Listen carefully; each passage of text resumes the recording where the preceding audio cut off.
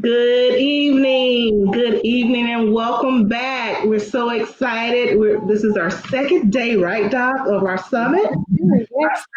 Hey, yeah, and so tonight we have some very, very special guests as well, and Doc will be introducing you guys to those very phenomenal people. And we just kind of want to recap from last night. We had three phenomenal people on it. We had Principal Kafele. So, Doc, what were some of your takeaways from Principal? Principal Kafele, Big Brother Kafele, the Godfather of Black Educator, does what he does. I don't know if it's his voice or what he says, or if it's Right. a combination of both, but he ignites something in you. You hear Mhm. him, something is ignited. And so he did a Right. phenomenal job igniting the fire last night. And then the Right. rest of them just came and just stoked that thing and made it grow. I Yeah. know, I know. I let my mom listen to a piece of it. She said, "Oh my God, who is this? Who his voice from? He makes me want to teach, and I'm 80 years old." Right. Yeah, so it was amazing. You gotta know your why. You Gotta gotta know. know that why. If you don't know Got it. your why, it ain't even gonna work. And then our Yeah. next uh, practitioner was Mrs. Jody Wilson. Wasn't she Oh amazing? my Oh my! God. Look how she transformed her whole entire kitchen into her classroom. I mean, passion, talking about passion 101, talking about knowing your why. Your why will fuel your how. So Principal Kafele told you to figure out your why. Jody Right. told you how to do it. Hey, She she told you makes how. us want to do the heart. This is like, oh, Jody, heart. Oh, my God, she was so cute. And then, what can we say about our little brother, Mr. Damien Howard, activating our character traits? Come on, Doc. What That's, can we? that's the right word, activation. Like I said, if anything, ignition. And then, there was a little blowing on it. And then, Right, with Damon, you got to blow it down some, slow down some, Damon. Damon making fire. I mean, he's right, energy personified. He and Eric Cork, I mean, those two there, like if I can just have them as, I call Eric my hype man. And we're going to talk about him in a minute, but they're right. just energy personified. Yes. Right, right, yeah. So he was just amazing, and I kept saying, "I am a superhero. I am a superhero," especially at night. That's what I do. And then, last but not least, our wonderful, the Godfather of PBIS, Mr. Principal Presley. What can we say about him? Oh Oh my my! God. He makes you believe that you can change any student's perspective, right? Right. And it's so because he's doing it and he's giving you those strategies on how you can do it. And so, I mean, 86%. He said, but that's not good enough. Most people are like, oh, I got 86%. He said, but that's not good enough. That's not That's when you have that why, it's gonna right. feel that how. Yes. Absolutely. So we just had some phenomenal speakers, some phenomenal takeaways. As a matter of fact, today I use the term grading with grace today with one of my teachers. Oh my God, I was able to take something from last night and totally implement it and embed it into my practice today. So it was just phenomenal. So I just want to make a little infomercial, if you will, on local chapters. As you know, Doc and I actually host the local chapters here. We are the headquarters, and so we are in the process of restructuring the format and redesigning some things so it'll be better and more efficient, so that we can be able to help many more educators across the entire world because we are global right now. We Yes. have chapters from Canada to Africa, from East Coast to West Coast, everything in between. So we are excited about that initiative. So I just want to announce to everybody that we will be giving you that guys that information. Probably tomorrow I have a Bitly link ready for you and we'll be putting it into the post so that you can click on it and at least get your application submitted. Okay. So Doc, without further ado, I want you to tell us a little bit about the platform for tonight, which is instructional practices and strategies. And then I want you to go ahead and start introducing our first guest. So to Tracy's point, tonight is instructional strategies and practices, ISMP. And again, we know you guys know how to do what you do, but hey, there's a quote that by Abraham Lincoln that said, if given the task to chop down a tree and I was given 8 hours, I would spend 6 of those hours sharpening my axe. And so you can never, ever learn too much. And so although we know you guys are great practitioners, we're going to bring some people in who are going to help you sharpen your axe. because that way, if you stay ready, you don't have to get ready, right? And so what they're going to be doing is giving you some strategies and tactics as it relates to instructional strategies and practices. And we have 3 phenomenal guests tonight. We have Principal Sean Hurt, my little brother, who I love. And here he is, right here. That's our data specialist, baby. That's the man. That's the numbers man right there. That's the numbers man. He knows how to turn numbers into results. You know, most of us look at numbers like, what? Huh? What do I do with this? He will give you the roadmap on what to do with them. Absolutely. All you have to do is listen to him. If you listen to him, you're going to see success. And so I'm going to quickly read his bio, and then I'm going to turn it over to him. And Tracy and I are going to let him do what he does. Do what he do, baby. Data it up. So Mr. Sean Hurt, Principal Sean Hurt, is a nationally recognized school turnaround agent. He is currently the principal of Inkster Preparatory Academy, which is located 5 minutes from Detroit, Michigan. Mr. Hurt has a y'all, let me slow down. Has a laser focus on student achievement and transforming school culture. As a result, Sean has averaged 1.5 years growth in reading and 1.6 years growth in math over the past 5 years.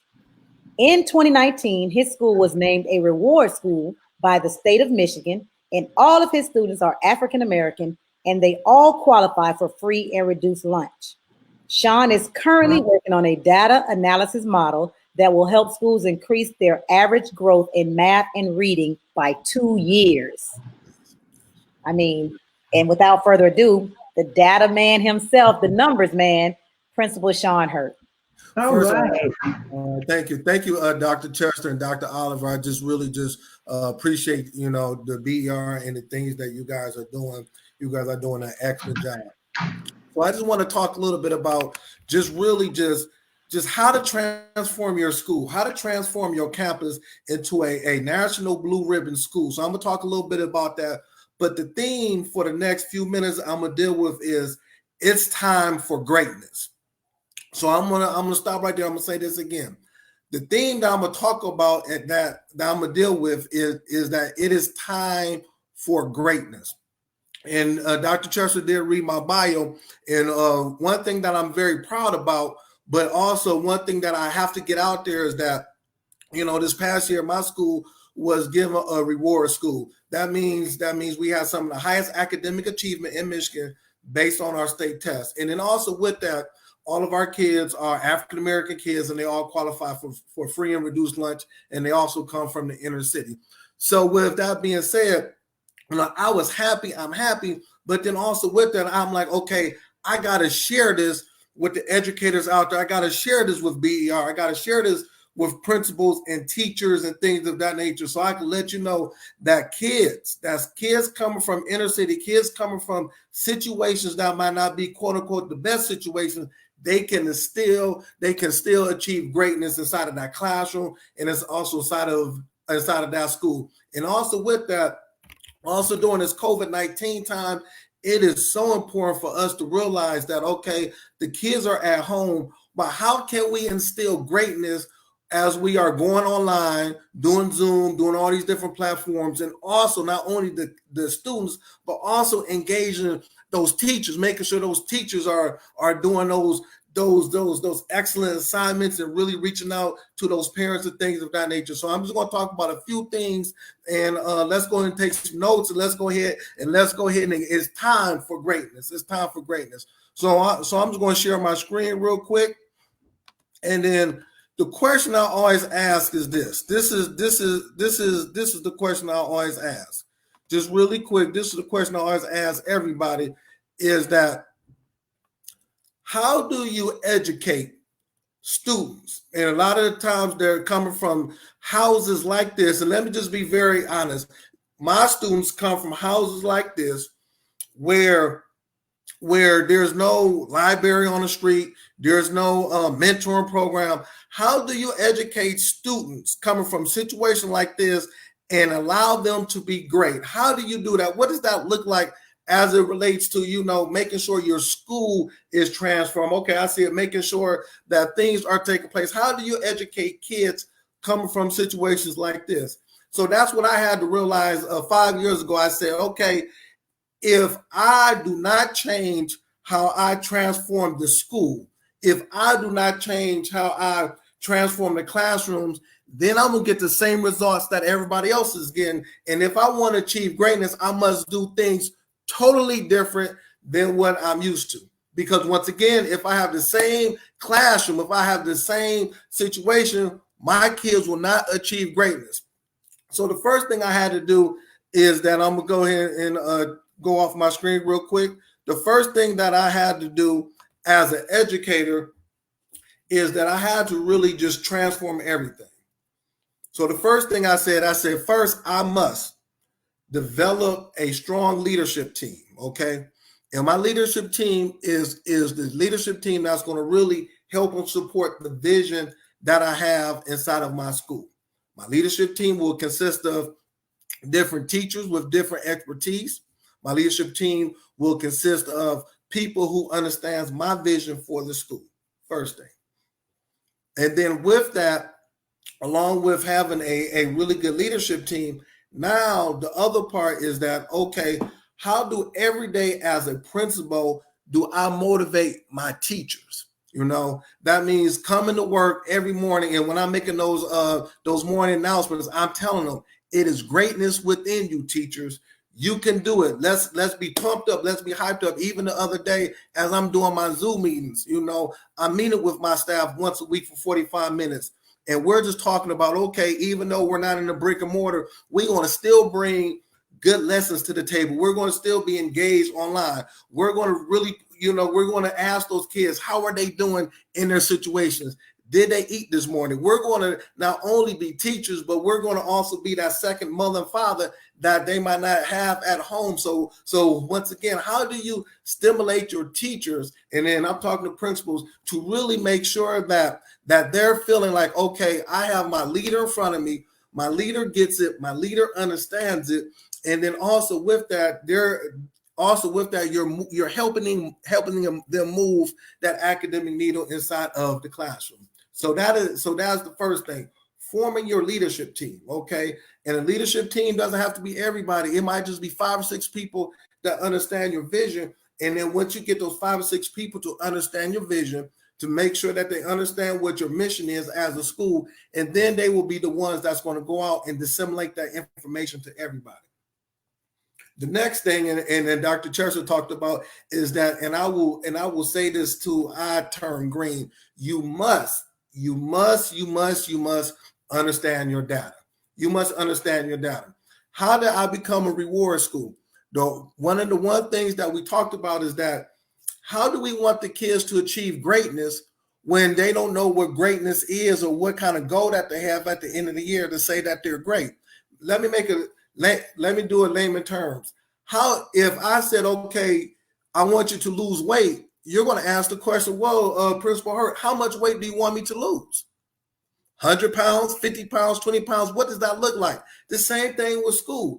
If we don't have goals, if we don't say, you know what, we're going to get 1.5 years worth of growth in math reading. We're going to increase our proficiency by 10 to 15%. If we don't set goals at the end of the year, then consequently, we don't really know, what we're going down the road to do. And then also with that, being able to progress monitor every couple of weeks, every month, whatever that looks like, in order to make sure that you are achieving your goals. Okay, making sure that you are achieving your goals. And how do you progress monitor that? Through the lessons that you're doing. You can even progress monitor that through Zoom. Okay, whenever you're talking about those standards, how are you checking for understanding? Are the kids getting it? Give me a thumbs up, thumbs down, whatever that looks like. That's how your progress monitor. But at the end of the day, the data must support your kids. Not only academic data, you're talking about attendance data that you can have up. You're talking about disciplinary data, all different type of data, because the data takes away emotions, takes away feelings, takes away I like you, I don't like you, and things of that nature. The data just tells you the truth about what's taking place. Remember, we're talking about transforming your school to a reward school. We're talking about going from good to great. We're talking about achieving things that no one has ever achieved before. And like I said, if you do the same thing and over again, and you think you're going to get the same result, different results, that's insanity. You got to do something totally different, something totally out of the box. The next thing is that you must change your school, your classroom to be culturally relevant to the kids that's coming in. You must do that. Like, for example, I have all African American kids. So then whenever you come into the classroom, I have things that will represent who the kids are. So for example, and then I'm going to share my screen real quick. For example, when you come to the school, we have pictures in the hallway, okay, of all of the students inside of the hallway hanging up from the ceiling. We have pictures of all of those kids hanging up from the ceiling. The reason why we have that is because I know for a fact that my kids are coming from situations that might not be the best situation. They're coming from situations that are totally different. So when they come into my school, they must see themselves in a very positive light. They must see themselves in a very positive light, because if you see yourself in a very positive light for 180 days, even on Zoom, if you're talking positive to the kids, consequently, they're going to become what they see themselves as every day. So when you're talking positive to the kids, when you're when they're seeing themselves, this is called changing the culture of the school. You don't have to set up your school like every other school. If you want to get kids to become great, if you want those kids coming from the inner city, you know that they're coming from all these baggage. Change how you are addressing your school, and it starts right inside of the classroom.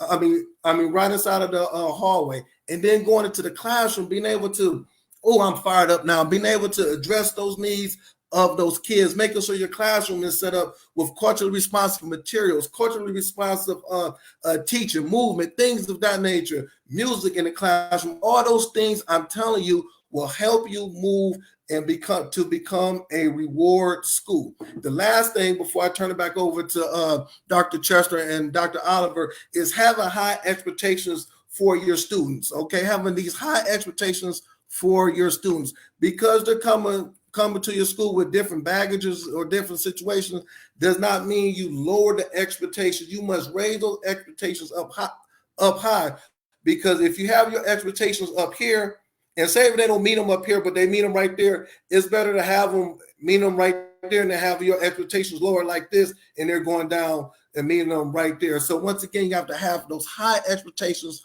for those students, for those parents, to be able to transform your school. You know, like I said, being a reward school, I was just so happy. But then also with that, I said, know what? I can't be happy. We must share it with, I must share this knowledge with my BR people. We must share it with teachers and principals and coaches all over the world. And the last thing, and I'm going to go ahead and leave, is that principals, you must spend time inside of those classrooms. You must organize your day where you're spending at least 80% of your time inside of that classroom.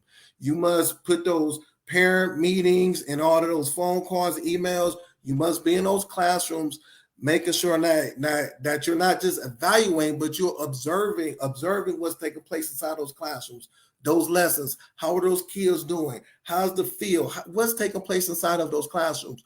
Once you start doing that, principals and coaches and leadership teams and things of that nature, then the conversation, you will see your data just move.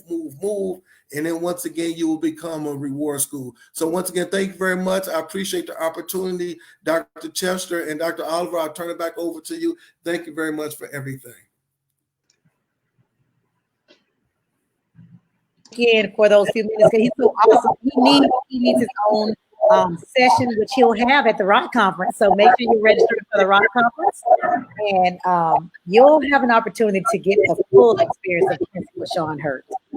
Yes. So, Principal Sean, I got so excited. Oh my God, with the high expectation. I'm like, goodness, Yeah. you got me going. Oh my goodness. So we really do appreciate the snack that you have given us, guys. If you want to see him in full effect, like Dr. Chester has said, the virtual rock conference, it's going to be amazing. I know that we had to change our platform, but we still rock on, right, Doc?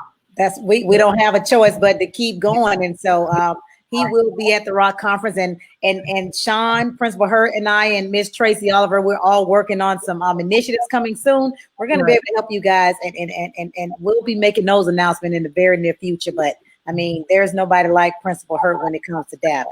Like, if you know that data is that's your nemesis, and that, you know, for most of us, it frightens us, and so that's the go-to guy right there. So thank you so much, Principal Hurt, for being a part of Black Educators Rock, my little brother. And you won the Principal Kafele Award, correct? Yes, I did. Yes, I did. So he is a recipient of the Principal Kafele Award, because, you know, we have to make sure that we are honoring and acknowledging our great kings that are helping to educate our babies. And so thank you so much, little brother.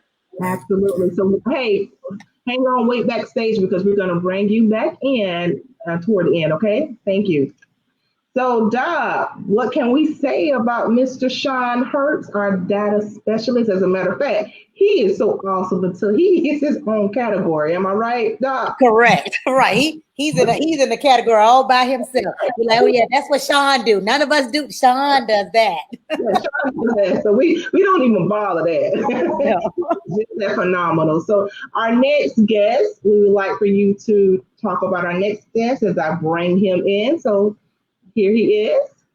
Oh my gosh. Oh, does he even need an introduction? When you guys see him, you don't even need to introduce who this is. You guys should know who this is. You know, Black Educator Rock is so fortunate. We have godfathers of the actual organization. We have the godfather of PBIS, and we have our godfather of culturally relevant pedagogy, Dr. Chika Akua.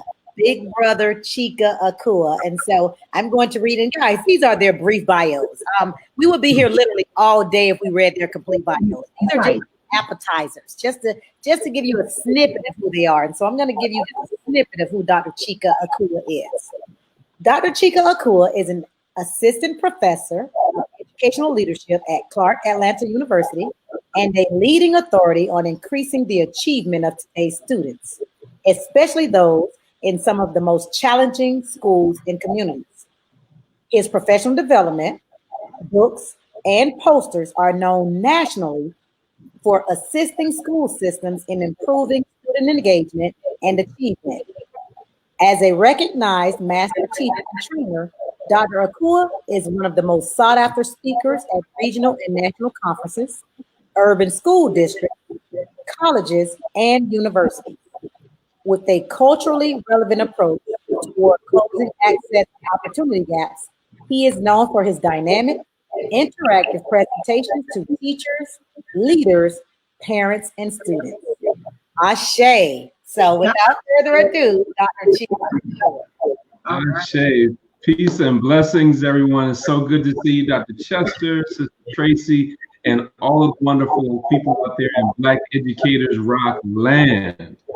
It's going down, and we're going to get right into it. But I would be remiss if I didn't first start off by saying Principal Sean Hurt is a bad brother. I can tell you that because I have been to his school. I have seen the results. I have worked with their teachers. And let me tell you, what he does is nothing short of amazing. What he does with data and taking schools to the next level is nothing short of amazing. So I just wanted to give the shout out to that brother before I get into what I'm going to get into this evening. All right, so give me a second here to share my screen, and we're going to go ahead and get it started. All right. Let's see. Okay. All right, so hopefully you can see my screen now. And I want to talk for just a few minutes on the topic of education for transformation.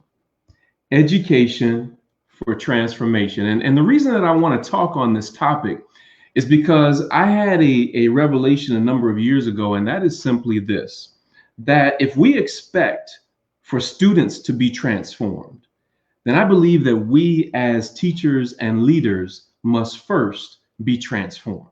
Everything that we expect of students, we have to first demonstrate ourselves before we can hold them accountable for that. And so as we move forward, the first thing I really need to say is thank you. Thank you to all teachers and leaders and counselors and anybody that's watching this broadcast right now, because you have done an amazing job that needs to be recognized across the world. Virtually overnight, you were able to take what you do and put it into an online platform and still find a way to meet the needs of students. And that is nothing short of absolutely being amazing. So thank you for your commitment. On top of that, I want to thank you for tuning in this evening, because there are many places you could be after working hard all day to try to meet the needs of the students, and you're tuned into this. So that tells me that you are absolutely phenomenal. So one of the things that I do is that I work with diverse groups of teachers and leaders across the country. And my greatest desire is that you will have a smile on your face by the time that I'm finished, the same as the smile that's on these teachers' faces, because these pictures were actually taken after we went through the teacher transformation process.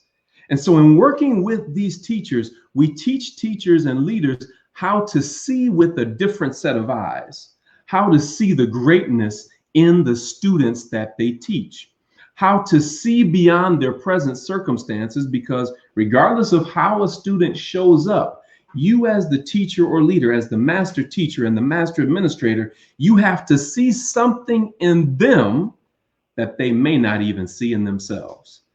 And I'm actually a witness to that, because when I was in school, in high school, I had a 1.9 GPA. That's right, a 1.9 GPA. Now, you have to understand that in the Akua family, I get clowned for this all the time. As a matter of fact, my son is in the other room. He might even be listening. He has effectively doubled my GPA from when I was in high school. He got a 4.0 this semester, so it's hard to tell him anything. Whenever I try to tell him anything, he's like, "Really, Dad? I have the highest GPA in the family. What are you talking about?" So, I got to kind of humble him from time to time. But I want to ask this question: what is education for transformation? What is education for transformation? And here is the definition that I give of it in the book by the same title. It's the process of recapturing and practicing the ancient African and the African American tradition of educational excellence. I'm going to read that again.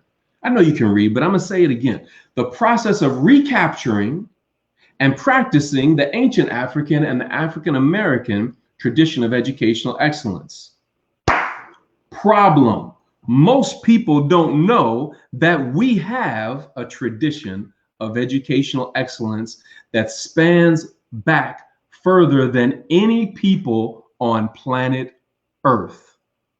And all people of the world have benefited from our tradition of educational excellence.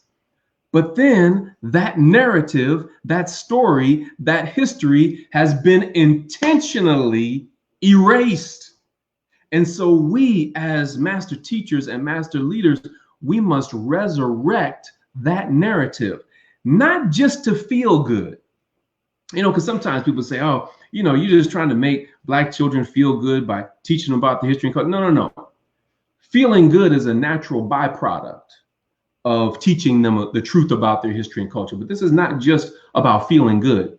This is about the fact that our culture offers us solutions to the very problems that we're facing today. Solutions to the very problems that we're facing today. Did you know, for example, right now, we're in the middle of a pandemic? And did you know that in the Middle Ages in Europe, there was a pandemic. It was called the plague, the bubonic plague. Some people called it the Black Plague. And one of the reasons it started, watch this, was because people didn't wash their hands. Not only that, it started and kept going because not only did they not wash their hands, they didn't bathe in Europe. It wasn't until the Moors of North and West Africa, went into Europe, lifted Europe out of the Dark Ages with their science and technology, taught them basic hygiene and medical technology and agricultural science, lifted them out of the Dark Ages into their Renaissance. This is an example of how understanding our culture can benefit us today. It's not just about feeling good. It's about meeting needs and solving human problems that all human beings have. But let me get back into this because what I'm about to share with you is going to put it all in perspective. I want you to imagine for just a moment, you should see a circle on your screen with a dot. Now, the circle represents the community, and the dot in the middle represents you. One more time, the circle represents the community. The dot in the middle represents you. Notice that the dot is in the middle. It's centered. So if you're looking at this, I want you to think of the word centered.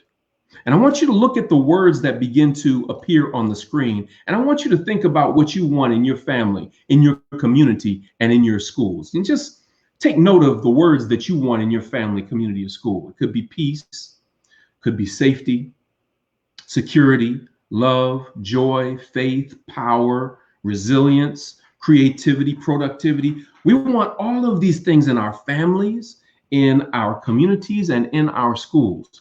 And we can have all of that and more as long as we stay what? Centered. Remember, the dot in the middle represents you being centered. Centered in what? Centered in the best of your culture.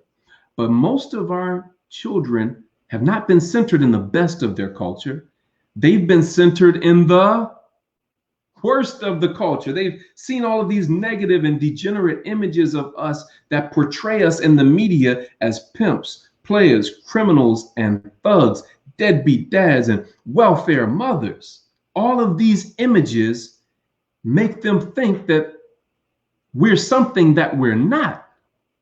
And so what happens over time is that these forces and factors begin to draw us away like this magnet over on the left-hand side of the screen, and it takes us away from our place of power. Look at what happens now.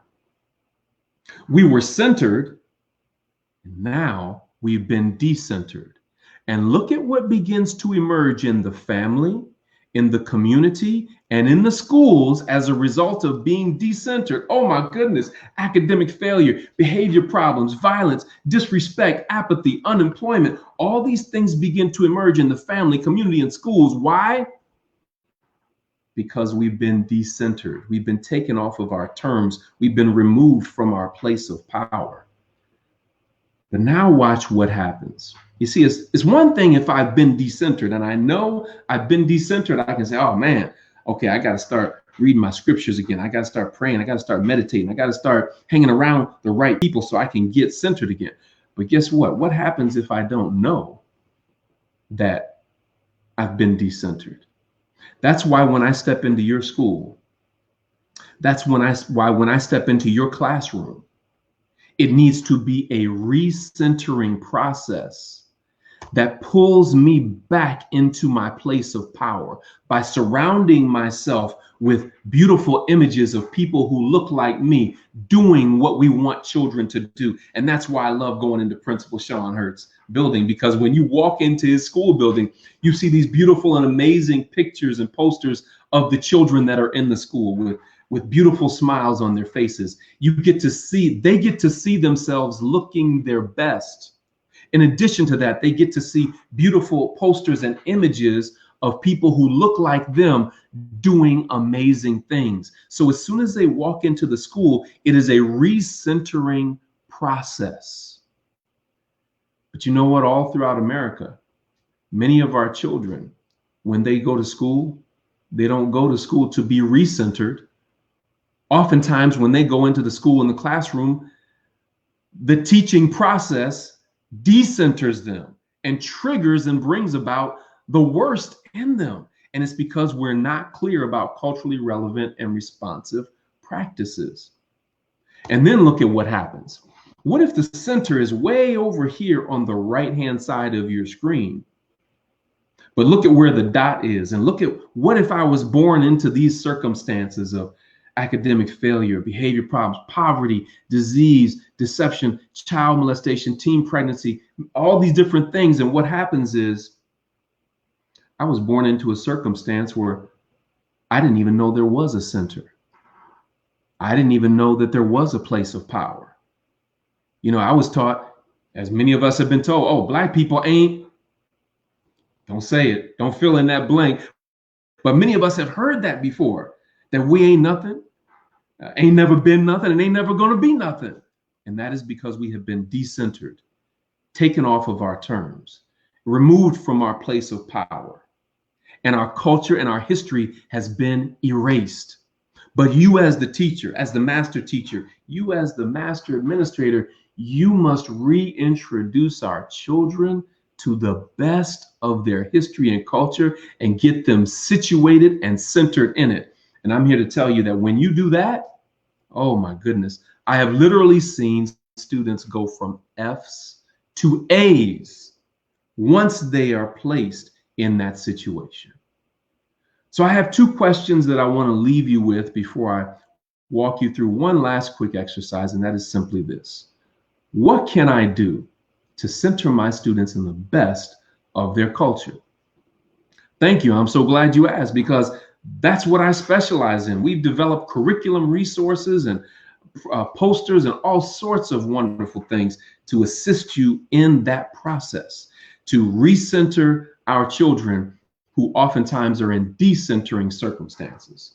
And then lastly, what is a culminating activity I can do that will make this school year memorable in a positive and powerful way? It's already going to be memorable, but how can we make it memorable in a positive and powerful way? Well, you know, something that I do is I would always have my students to write me a letter. And I would write them a letter first, and I would put it on the board. And the letter would, first of all, thank them for allowing me to be their teacher and to thank them for participating in my class. And it would say how much I appreciated them being in my class. And then I would ask them to write me a letter about the most important things that they learned this year. And it didn't have to be academic subject knowledge, something they learned from the book or from something that we read. It could be life lessons that they learned. And I just want to share one of those letters with you so that you can see the impact. We're talking about education for transformation. And this letter comes from a young man named Philip. And at that time, that year, I was teaching 7th grade. And I'll just read it to you. It says, "Dear Mr. Akua," this is before I was Dr. Akua, "it has been a pleasure having you as a teacher throughout this year. You taught me how to deal with certain situations and how to be a better person in general. I will take this knowledge with me, use it, and spread it among many people. I've learned to display my intelligence, not my ignorance." That was something I used to always say to my students: display your intelligence, not your ignorance. If I want to see ignorance, I can go out in the street. But when you come in here, display your intelligence. So he said he's learned to display his intelligence, not his ignorance. How to get into the proper mindset to learn, and how to handle responsibility. Those are the important things in life.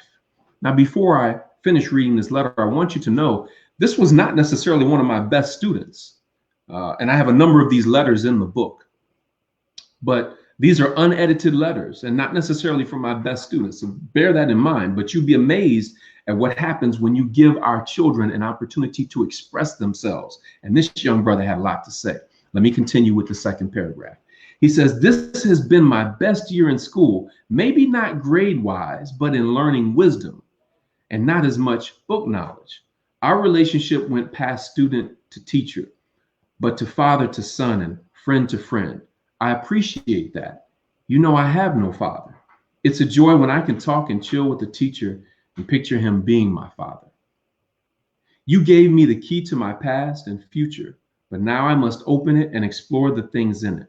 All the things you taught about Black history were and are not taken for granted by me. I always enjoyed learning that the most. One quality you have is that you are always ready to learn, even from a student. When somebody has that attitude, I'm glad to be able to associate with them. Your student, Philip. Wow. What if I hadn't given that assignment? What if I hadn't asked for feedback from my students about the most important thing that they had learned? And like I said, this is just one of a number of different letters that my students have written me over the years.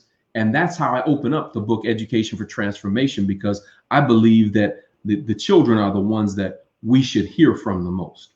So in closing, brothers and sisters, I want to call your attention to tticlassroom.com. tticlassroom.com. You know, on this platform and this wonderful opportunity that Black Educators Rock has given me and all of us this evening, you know, there's limited time to be able to share. And so one of the things that I want to make us aware of is that if you like what you heard and you know that it is good for our children and for our teachers and our leaders, well, then one of the things that we have to do is that we have to engage in continuing education. And that's the last thing that I want to leave you with this evening, is an opportunity for continuing education.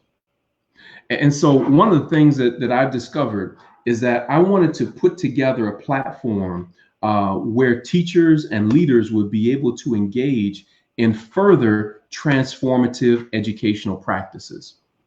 And so this is the online course that we have developed, and it just launched this week. I'm so excited about this. Education for Transformation Online. Take a look at this platform.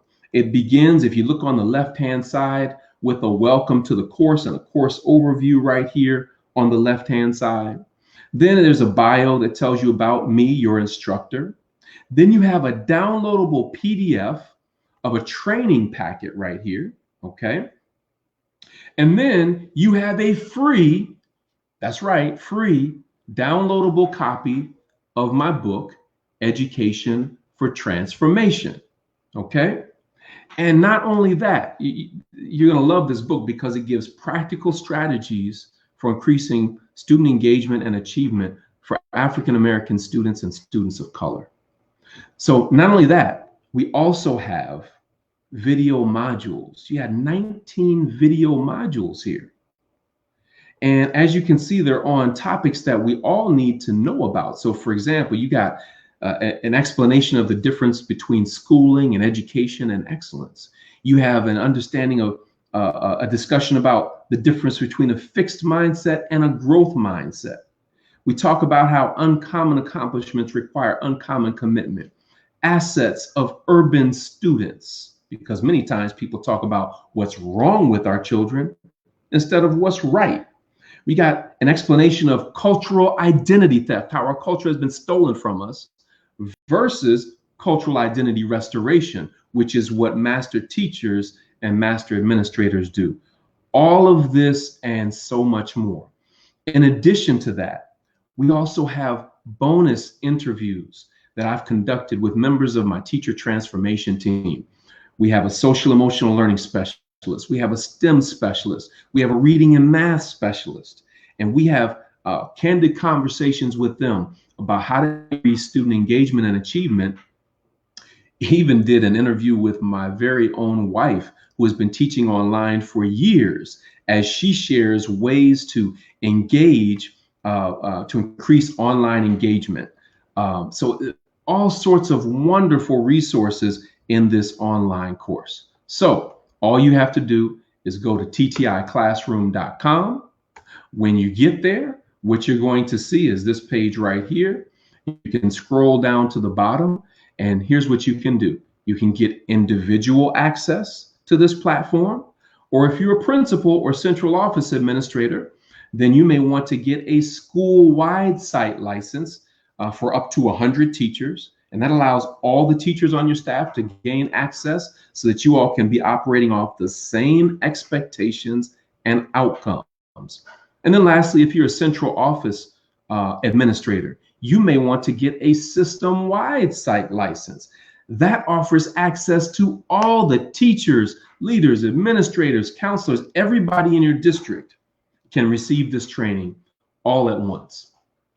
So there you have it, brothers and sisters. This is a tremendous opportunity for all of us to take advantage of, and I hope that you'll take advantage of it. And with that being said, I want to let you know once again how important it is for us to take advantage of this time that we have. We can lead a revolution in education to truly meet the needs of our students. And indeed, the time is now. I'll leave you with an African proverb that says, if the wise village elders don't teach the youth, the village idiots most certainly will. Oh my goodness. And so as Dr. Asa Hilliard says, it all boils down to beliefs. We can achieve excellence without excuses as long as we believe in the best in our students. Thank you all so much, and I look forward to serving any way I possibly can in the future with your school and your district. Peace and blessings. My name is Dr. Chika Akua, and I endorse this message. Well, Dr. Chika Akua, I gotta tell you something. I'm gonna let you guys know something. I actually beat your GPA. So when I was at FAMU, I went on an academic scholarship, but I got a 0.75 on 0.75. Look at us now, Dr. Chester, right? We're from a 1.9 to a 3.9. Yes. Doc, you never told me that. Yeah, I got a 0.75. That's something that I share with my youth when I speak to them, just to Dr. Chika. And I let them know, like, listen, what you see now is not what listen. Right. I was kicked out of school. I had to go become a sandwich artist at Subway. Yeah, they invited you to take a break, huh? Yeah, they invited me to take a break.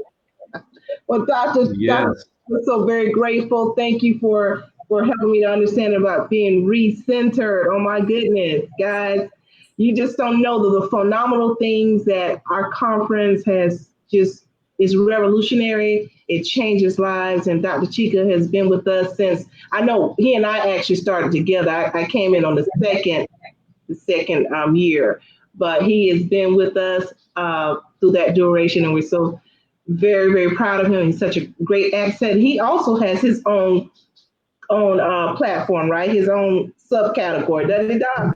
He does. Culturally relevant pedagogy. Yes, you got to have that in everything you do. There's going to be data and there's going to be culturally relevant pedagogy. No matter what we're doing, when it comes to Black Educators Rock, those two things are a must. They are a must. Yeah. They go hand in hand. So we're very grateful. Dr. Akua, hang in there with us backstage. Doc and I, we're going to go ahead and introduce our last but not least practitioner. Here he is. And while we're bringing in Eric, one thing that we've been failing to say is that, guys, we need for you guys to join the nonprofit, right? We are so much more than a Facebook group. So many of you tell people, I'm a member of Black Educators Rock, but you're not. You're a member of the Facebook group. We are a national nonprofit. Our membership is simply $50 per year. Join our mailing list, you get our newsletter, you get discount rates for the conferences, you get access to people like Dr. Chika Akua, Principal Kafele. We have springboarded people who have joined our nonprofit. Kwame Sarfo-Mensah, Dr. Sean Woodley. There are people who will tell you that just by joining Black Educators Rock and attending our conference, their careers have taken off. So please know that we're so much more than a Facebook group. Absolutely. And Doc, how many authors have we produced? Oh my God. I was talking to somebody about that the other day. I was like, listen, everybody, join Black. You're an author. You get to be an author. You're a best-selling author. Right. There is no ground like Black Educators Rock. This ground is fertile. And to Dr. Chika's point, some of us are being recentered, but some of us are being centered for the first time. And so it is a space and place that you can come and do just that. So please consider joining the nonprofit. Absolutely. We're more than a Facebook group. It's actually life-changing and impacting. So here we are, Mr. Eric Court. Yay! Listen, look at my big brother, y'all. Now, I'm gonna tell y'all. Now, Damon is my little brother. That's little energy. This big energy. This big That's energy. big brother energy. We got little brother energy and big brother energy. In all caps. These two in the house, you cannot be happy. You cannot be around here without a smile on your face. Fix your face because they will not allow it to happen. When I tell you, I wanted to hire this man as my hype person. He makes me feel like I can do anything.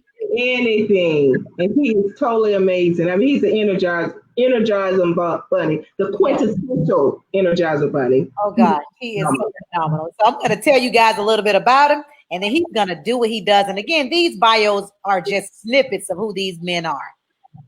Eric Cork is the life-changing Cupid of written communication, who inspires children, teenagers, and teachers to fall in love with manifesting magic from blank screens and making lasting memories on previously empty pieces of paper. Wow. He is known from coast to coast as the hardest working man in education. Without further ado, Yeah. Mr. Eric Cork. Our energizer buddy. Go ahead on, Mr. Court. How are you? Oh, is he muted? Chester, can you hear me? Now we can. Now we can. You got my volume turned up as we go. Chike Akua. Dr. Chike Akua, one of my favorites. What an honor to be on this team tonight with Sean Hurt. I want to make sure everybody can hear me. I'm standing back because I could stand like this, but it'll give a shadow. And when I grow up, I'm going to be like a cool, where I can just sit back all calmly and share my screen, because I use a laptop that didn't even go online, y'all. So I'm going back and forth like this. It's going to be hard. Ghetto? Y'all want to see my teeth? This is my pandemic beard right here that I've been growing and doing all this. And I want to send special shouts out to my friend, Principal Kafele, who set it on fire last night. My man, Damian Howard. Jody Wilson. What's up, Jody? Yay. Principal Presley. Almost had you in tears last night talking about grace and Right. what they're going through. I'm going to step back because some of the people are reading. The reason I do this is I'm a visual person. And I work with students around the country. I'm in like 45 states and 5 different foreign countries. And so I know students, they're visualized. They like to hear it. They like to see it. And I put it on the screen so you can see all these things like this. So as I move on and talk about other things like that, I just want to say thank you to all of you viewers in Black Educators Rockland who allow me to be on this right now, because I put off all my work clothes, working in my garage, just put on a hat. I'm not going to take my hat off. And I just want to let you know that I'm excited to be here tonight and cover these things. Tonight, my topic is going to be 15 minutes. You know Jamie Foxx's song, 15 minutes. So I'm going to stop right there. And you can find me. I'm not going to take any information about me. What I'll do is you can look me up, ericcourt.com, and that's me online right there. And I'll be playing music. And getting right into it so I can make the most of these 15 minutes. Students ask you all the time, why do we need to learn this? In high school, in college, it turns into, when will I ever use this in real life? And here is the answer to that question: entrepreneurship. Because you want to be your own boss. You want to be self-employed or self-empowered as much as possible. Because people graduate from college and can't even find a job in their career field. So you want to know why you're going to have to write? I break it down to the elementary language. Because if you don't use your brain now, you won't have to worry about using it later. The kind of jobs you will be stuck with are the ones where people think for you, always watching you and sweating you and bugging you and telling you what to do every second of the day, as if you are a mindless moron. So my goal is to show you reasons why writing is important. As we got that, you got it? Now, for this one, I'll start off. Teachers, if you listen to this, who is a student in your class who always wants to be the first person to turn in their work? And I know some of you are thinking, I always want to be the first one. I never was that student. This is one that I should share with my students all the time. I'll say, what's your hurry be? And that's based on a Ludacris song that you all know. And I'll do that right now. Yeah. Take your time now. Take your time. Take your time. Take your time. Yeah. Take your time now. Take your time now. Take your time now. Why are you tick, tick, tick, tick, tick, tick, tick, racing the clock? You gotta take your time and we know what's right and about. Did you know that? To write your best, taking your time is the key. I gotta ask you, why are you rushing? What's your hurt? Why are you? If you writing it too fast, especially if you just want to be the first one finished in the class. Did you know that? To write your best, taking your time is the key. I gotta ask you, here goes Little Chris, right? Now, where you going, Steve Racer? Where you gotta finish first? Scoring them B's.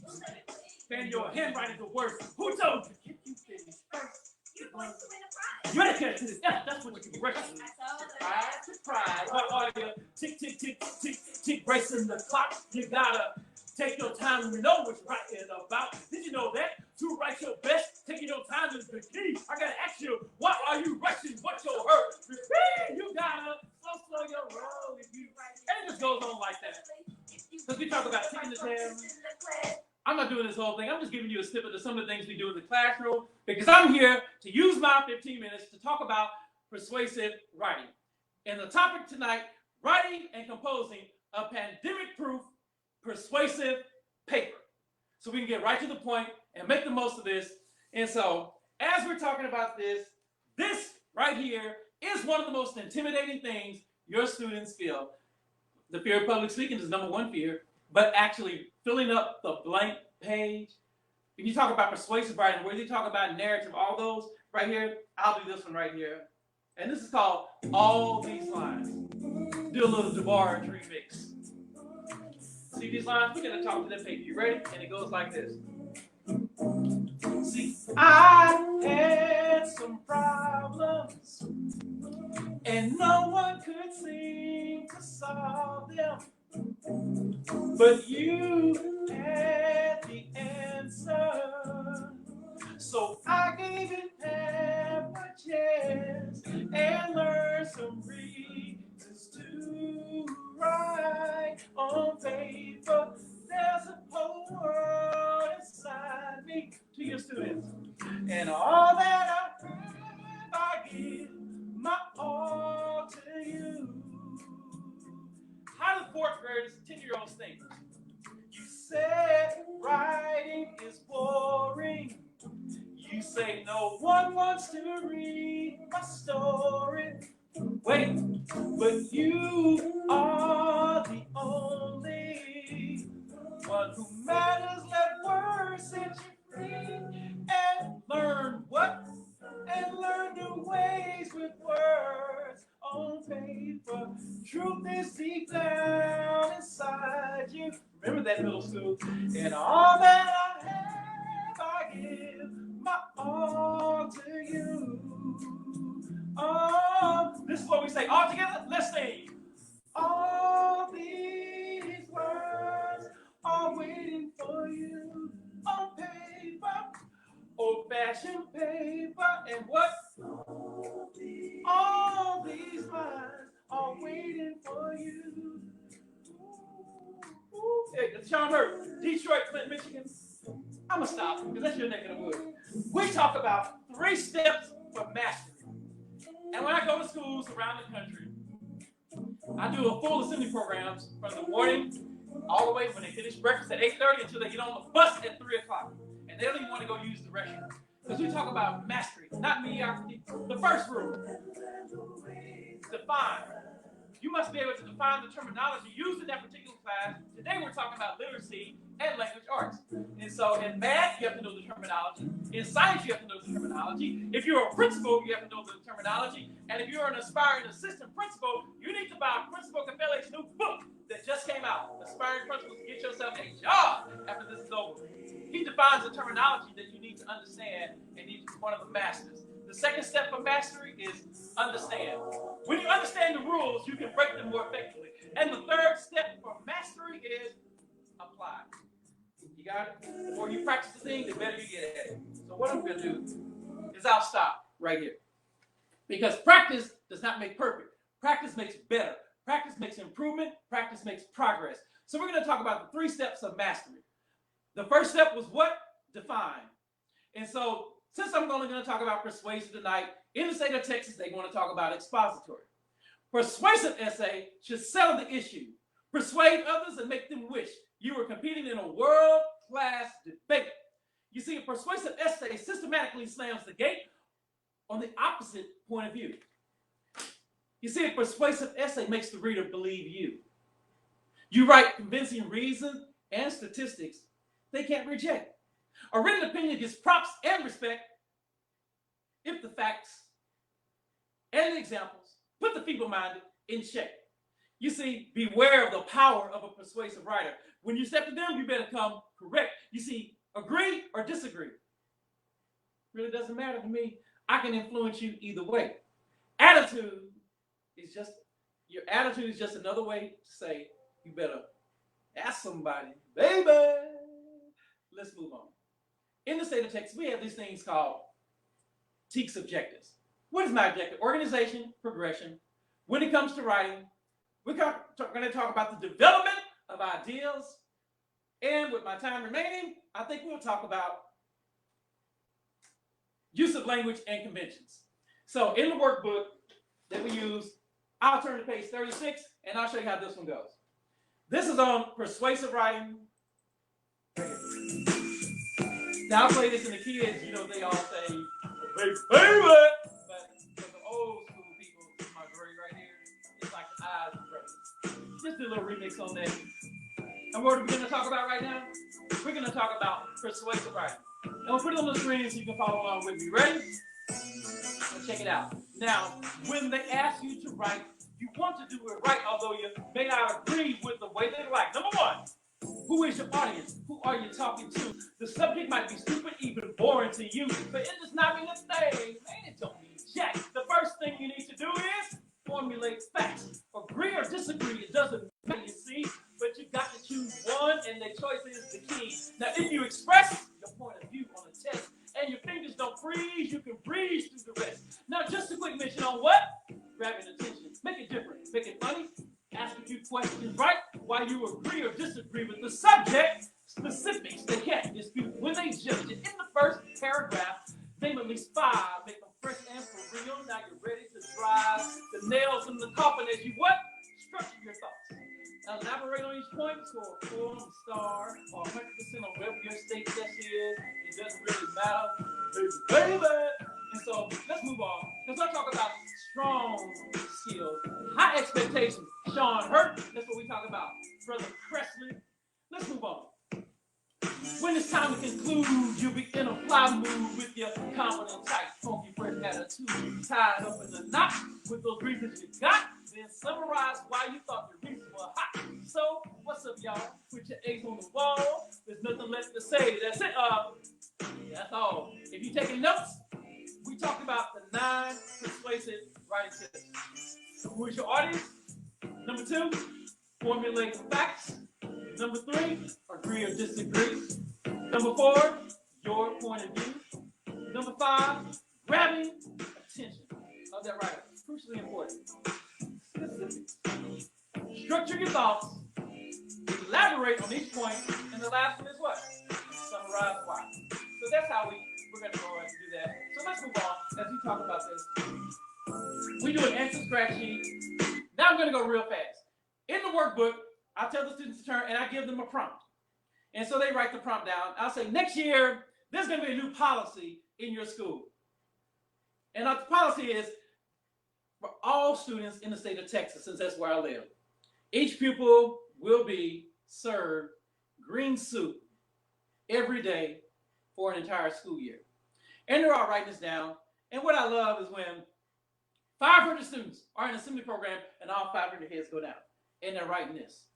Because it's about not just the teachable moment, but showing them the confidence that they have. Education is not indoctrination. Education is showing students how brilliant they are, how amazing they are, and what they can accomplish. And that's what I do when I go into the session and they write this. And I say, okay, rule number 1 is stick to the topic. Boom. How can you stick to the topic if you can't find the main idea? So I would tell the students this. I would say, this is a strategy for you teachers. Underline what you think is the main idea we're going to write about. Some of the students actually write about next year, or they'll underline all students, or they'll underline the state of Texas or Georgia or Michigan or California, New York, wherever I'm teaching that day, or they'll underline each pupil, because students are the most important thing in this paragraph, and they come up with all their own rationale and reasons. Green soup, We're going to talk, did it say every day, all their life? So let's speed up. We have governor and all those things. Did it say write a letter about writing a letter? Did it say write a letter about the governor? Did it say write a letter about all students? Did it say write a letter about green soup, how it grows? No. See, the word is about. Everyone say about. All you people in Canada, go ahead. About. East Texas, about. Did it say write a letter about next year? Nope. Did it say write a letter about the state of Texas? Nope. Did it say write a letter about writing a letter? Nope. It said write a letter about what? The new lunch policy. So now we can stick to the topic because now we're all on the same page. Now watch where we're going now. And then we have an answer scratch sheet, and I tell the students, draw a line down the middle, and they're all watching it because they will pay attention in your class if the work is doable. Once it becomes complicated or it's over their head, they'll drop that pencil. And so, as you can see, I'm visual when I write this on the board. Draw a line. Can you do that? Okay, I'll do that. I'll stop when it gets complicated. They never stop because it's my job as an educator to make it easy to breathe life into that person. Number your paper. 1, 2, 3, 4, 5 on that side. 1, 2, 3, 4, 5 on that side. And then write disagree. How many of you agree with the policy? No, right, it's so nasty soup. You pick a topic that everybody's basically going to agree with or disagree with when you're teaching. And then after that, you split the room up. One half takes the pro, the other side takes the con. And so who disagrees with that policy? Almost every hand goes up naturally. So I say, okay, circle number 1, disagree. Now, we split up in groups, come up with 4 reasons why anyone would have the nerve to disagree with that policy. Oh, I know. And they'll go get in their groups. So that's called taking a position. Everyone say, take a position. Say it again. Take a position. Your position is disagree. You got it? So as we talk about number 1, are you ready? Disagree. Number 2, they'll say things like, it's nasty. Nobody eat no green soup. They'll say things like this. We want more choices. We don't want to eat the same thing every day. Number 4, we want, what do we want? We'll get sick. Nobody want to eat no green soup. And then the last one is unfair. Why do we have to eat green soup in New York and California and Michigan and Ohio? They get to eat hot dogs and pizza and nachos and chicken and chocolate milk, and we got stuff with green soup. You see, the state doesn't care whether you agree or disagree with the prompt. They want to know, can you back up and support your opinion? So you see this? Number 1 goes to number 1, goes to number 1. Number 2 goes to number 2, goes to number 2. Tracy, this is what you were talking about, Tracy Oliver, right here. Yep.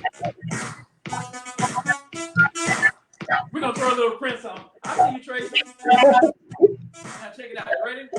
Watch. Number 1 goes to number 1, goes to number 1. Ready? Number 2 goes to number 2, goes to number 2. What? Number 3 goes to number 3, goes to number 3. 10-year-olds, what's next?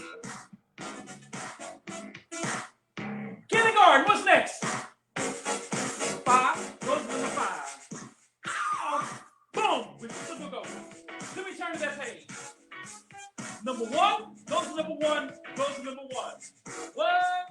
Number 2 goes to number 2, goes to number 2. That's an honor of Prince. So, paragraph number 1, you see the point, the triangle? That's on purpose because our students are visual learners. Number 1 is what? Disagree.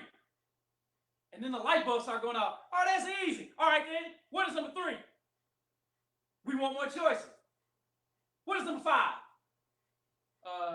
It's not fair. All right, then what about number 2? Do you remember? It's nasty. Number 4 is what? We get sick. Answer number 1 becomes paragraph number 1. Answer number 2 becomes paragraph number 2. Answer number 3 becomes paragraph number 3. Answer number 4 becomes paragraph number 4. Answer number 5 becomes paragraph number 5. And of course, paragraph number 6 is what? The summary and the conclusion. Stay with me because number 1 goes to number 1, goes to number 1. Answer number 1 turns into sentence number 1. Answer number 2 turns into sentence number 2.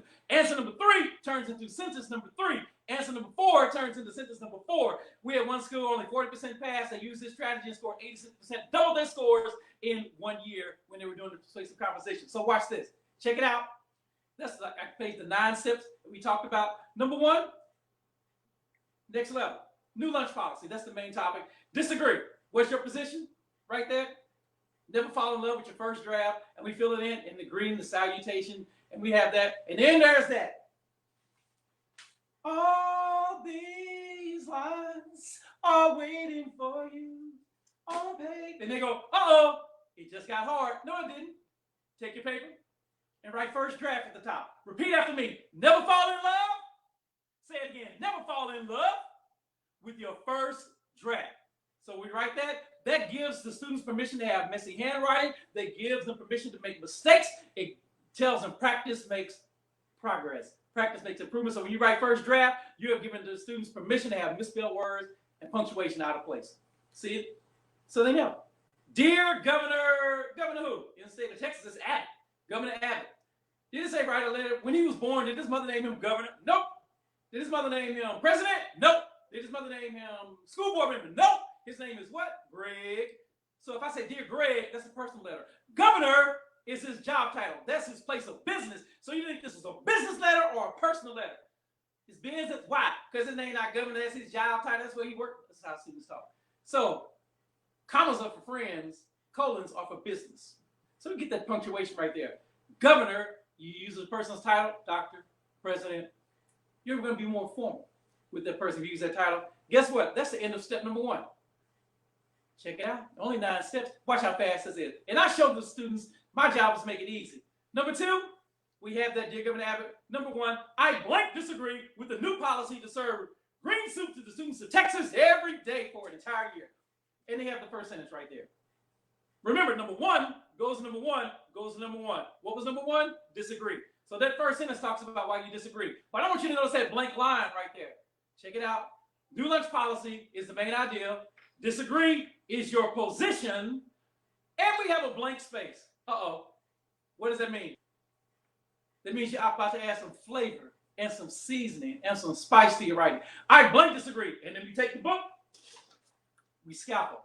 And I tell the students, turn in your books right there. It's time to elaborate. Page 20.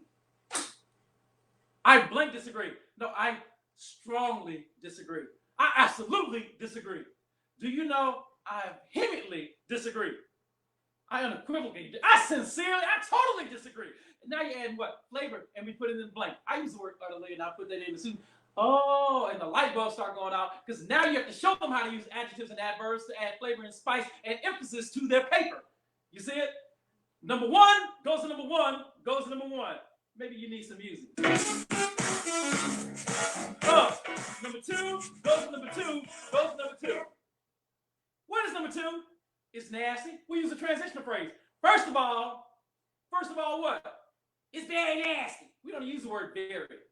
We use words like, you tell a girl, you are very pretty. No, you are just sensationally gorgeous. Don't say, you very pretty. No, you are absolutely breathtaking when you're writing. You see it? So number 2, very nasty. So we replace the word very. That's an illegal word in my classroom. Number 3 goes to number 3, goes to number 3. What do you think the third sentence in the first paragraph is about? Secondly, we get tired of it because we want more choices. Remember, number 3, watch how easy this is. It's a puzzle. Number 4. Number 4 goes to number 4, goes to number 4. Next, what? We get sick. And now you have 9-year-olds and 10-year-olds who are going, oh, I get it. This is easy. Writing is easy. You have your own thoughts, your own opinions. You don't want to become a carbon copy of someone else. You're authentic. And number 5 goes to number 5, goes to number 5. This is paragraph number 1. What is the 5th sentence? It's not fair. You notice the transitionals right there? First of all, secondly, next, finally. Adds clarity and order to your paper as I follow this. Finally, we'll get next thing. So check it out. Number 1 goes to number 1, goes to number 1. Number 1 was disagree. The first sentence was disagree. The first paragraph is all the reasons why you what? Disagree. Number 2 goes to number 2, goes to number 2. Are you ready for this? Number 2, it's very nasty. First of all, I'll say this. To begin with, that's another way to say first of all. Don't say it's nasty. Say green soup is very horrible, disgusting, putrid, rancid. All the synonyms for the word bad. And we put it in there. And then we put the word why. The word why is replaced with 3 sentences. Why is green soup nasty? Why don't you like nasty food? What's wrong with eating nasty food? I know what's wrong with it. My mama don't cook that. It's nasty. It tastes bad. It make you want to not even. That's not appetizing. And anything. All these things in the classroom. So first sentence, first paragraph, disagree. Second paragraph is going to be about green soup and how it's nasty. Every sentence in that paragraph must support what? Nasty. It's nasty. 1, 2, 3, and use a synonym. So number 3 goes to number 3, goes to number 3. Those red boxes indicate paragraphs. You see indentations, and they put in there because they're visual learners. What is number 3? Do you remember? To further illustrate my point, boom, boom, boom. The students of Texas or Michigan or California deserve a better selection of nutritional options when lunchtime rolls around. See, in the first paragraph, you said we want more choices. Now you get to elaborate. The third paragraph, answer number 3, became sentence number 3. Sentence number 3 becomes what? Boom! Paragraph number 3. I told you this is easy. Didn't I tell you it was easy? And then write what? The word why. 3 sentences. Why do you deserve better choices? Give me some. What would you rather have? Gumbo? Would you rather have chili burgers? Would you rather have top? This is what we're talking about right now. Tracy, you see how we're flowing right this? Number 4 goes to number 4. Number 5 goes to number 5. And the students are filling in the blanks and they're not repeating themselves and they're not writing the same thing over in neater handwriting. You see how we flowing? I sit the students 6 straight hours and it's like this for 6 hours. They run back because they think they're going to miss something and doing the song today and get this. And one boy's about to drop out and got $40,000 in scholarship using this persuasive essay. Now he's the admissions director on a college university level. And it just goes on and on and on. This is what I do. When I go to your school or when you come to the Educators Rock Conference, the virtual conference, August 30th, July 30th through August the 2nd, I'll have an hour and a half and I'll go over this in more detail. See, right now, my time is up. We have more things we can talk about right now. Subject verb agreement. All these other things that if you go on my Facebook page, ericcork.com, my own friends, you know, this is what it's like for 6 hours. Tracy, start talking. Start talking, Tracy. I'm gonna keep on going, Tracy. Thank you. You're so hard-headed. This is a hard-headed family member, y'all. This is the hard-headed family member. You see that? Yes. He had to go last because he was going to go overtime. We knew. Dr. Tracy sent me a message. Tracy, stop him. He tried to get an hour into 15 minutes, and we had 30 minutes. All we asked was just a snack, bro. A little snack. You almost give him the whole meal, Eric. Just appetizer. I got 2 full days. I just gave them like a little snippet right there. Dr. Chike Akua said, leave them hungry. That's what we're going to have right now. So that was just one little lesson. I do persuasive narrative. Thank you. How-to writing and all that. Tracy, take it. Tracy, talk, Tracy, talk. Well, we appreciate you so much, Brother Cord. We're going to bring everybody else back in so all of our practitioners can have their final say, and Doc will actually wrap us up at the end. But we do appreciate everybody for being with us. Do I have everybody again? Dr. Akua, I think we're missing it, but thank you so much. Dr. Chika? Okay, well, I just want to say thank you so much as Dr. Chika comes in for your wonderful words of wisdom from our data specialist, from our cultural relevant pedagogy specialist, and of course from our writing specialist. We're just so very excited and so very blessed. You guys actually took us to another level. I didn't even think that was possible, but we're so excited. And Eric, your energy is gleaming through the computer screen. So we are we're very grateful. So we would like for everybody to say some final words. We got to figure out a way to bottle you up and tell you. If we can just bottle up some of that energy and sell it, we'll be rich. Right. Just a little bit. Or we can do you like, no, I ain't gonna go there. I ain't gonna go there about the sunshine. I'm not gonna go there. How they strip the sunshine from me. But anyway, so we're gonna start with Brother Sean. And then Dr. No, Chief. start with Brother Court. Start with Brother Court. Oh, sorry, Brother Court. Okay, so Brother Court. Go back. Just a 15-second summary. Last parting words. What you gonna tell us? If your students are not learning the way you teach, then you should teach the way they learn. Okay. Walk into the room, you want to feel that engagement, and every student is involved, and no one falls between the cracks when it's your turn on guard on that wall. Watch that wall. Watch that wall. I'm gonna back up right now so Sean Hurt can talk. Back it up.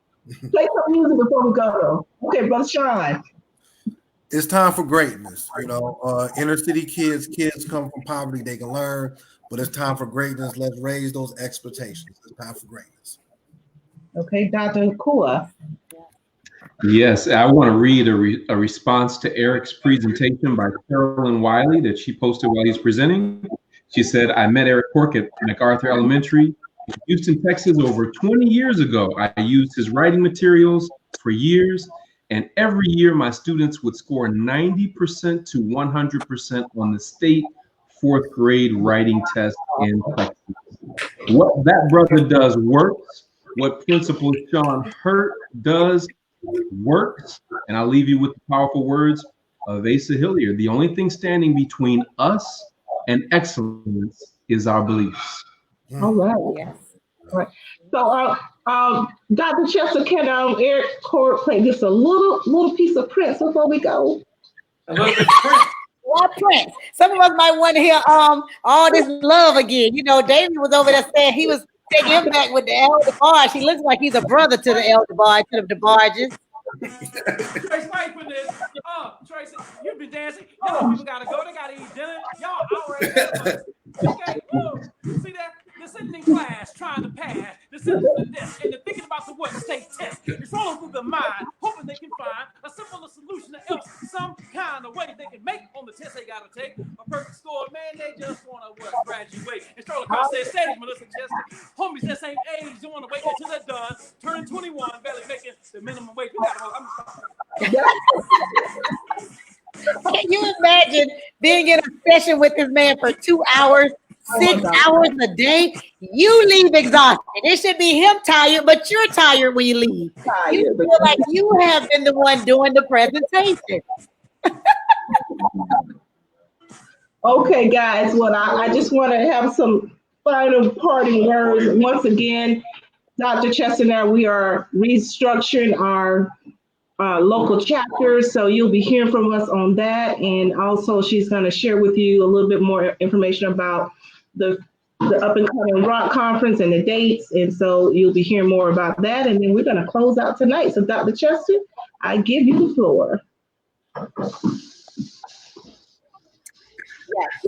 Again, one thing that I don't say that someone told me, a social media expert told me, guys, please like our page, like, follow, and share. I think you're supposed to say that every time you do a session online, you're supposed to say like, follow, and share us.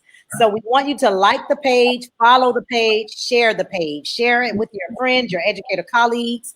And on top of that, we want you to become a member of Black Educators Rock. You can join us at www.blackeducatorsrock.org. So many of you guys say that you're a member, but you're just a part of the Facebook group. We need you to be official. We need to be a part of, as Damian Howard said, La Familia. You know, this is the Black Mafia over here. And the only way out of here is death. Oh, you're preaching. So please join our family. As you see, we're brothers, we're sisters. We're like-minded educators who all have one singular goal in mind, and that is to educate our brilliant babies. They are brilliant, and they are waiting on us to show them their brilliance, to everyone's point tonight. And so please join the nonprofit. Please become official members of the organization. And like Tracy said, she's going to be sharing information for those who are interested in starting a local chapter, because, you know, things happen on those grassroots levels that can't be replicated anywhere else. And we want you guys to know that we will be having the virtual Rock Conference July 30th through August 2nd. These are some of our presenters. We will be having, you guys, you haven't even met our little fun size, Dr. Terrell Strayhorn. He reached out to me. He told me to tell everyone hello. You guys got to meet our fun size. He's a fun size, but he's a king size presentation and a fun size. So Dr. Terrell Strayhorn, Dr. Johnny Cruz Craig. There are so many others that we did not share with you guys yet that you'll see during the Rock Conference. So it'll just be this, and it'll be tenfold. So it'll be this magnified. So there are few of these are just the snippets. These are just like some of our top hitters, but we're going to bring some of our other hitters in that are top hitters, and they're going to ride out for 4 days, Thursday through Sunday. And so that information is available on our website. No, I'm sorry. It's available through the Constant Contact newsletter. We'll make sure to share that in the feed as well, so that you guys can register for that. And what else am I leaving, Tracy? I said the Rock Conference, July 30th through the 2nd. Was there something else? I think that's about it, y'all. think that's it. So yes, please, please, please join the nonprofit. Get ready to attend the rockconference.org virtual conference. We're sorry it's virtual, but it's virtual this year. But I mean, you're going to get this on screen. I mean, these people can do what they do in any platform, on any platform, anywhere, anytime, any place. And so you're going to see these people back again. Tomorrow night, we have finishing out the conference. Who do we have? Who do we have, Doc? We have Coach Carlos. Oh, yes, Coach Carlos Johnson. That hoe got to go. That's all I can say. I can say that hoe got to go. That's every time we say who he is, we say that hoe got to go. So Coach Carlos Johnson, who else? And Dr. Marcus Jackson. Dr. Marcus Jackson, yes. Dr. Marcus. Good job, good buddy. Yeah, okay. And who else? We have two newcomers, Dr. Philip Hickman. He's coming. Dr. Philip Hickman. Dr. Philip Hickman is going to come on. He's a former superintendent. He's going to come and share some knowledge tomorrow.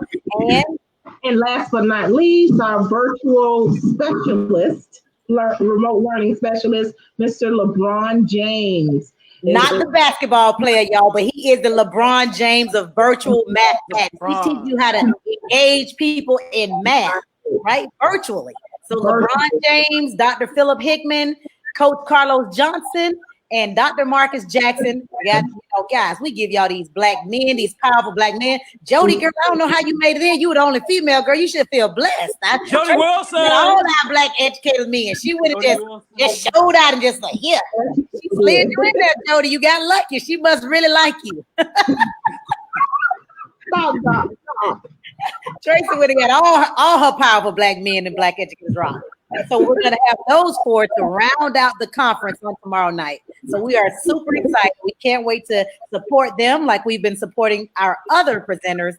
And guys, again, join us tomorrow night. Join us at the end of July. And always, always, always remember, you rock.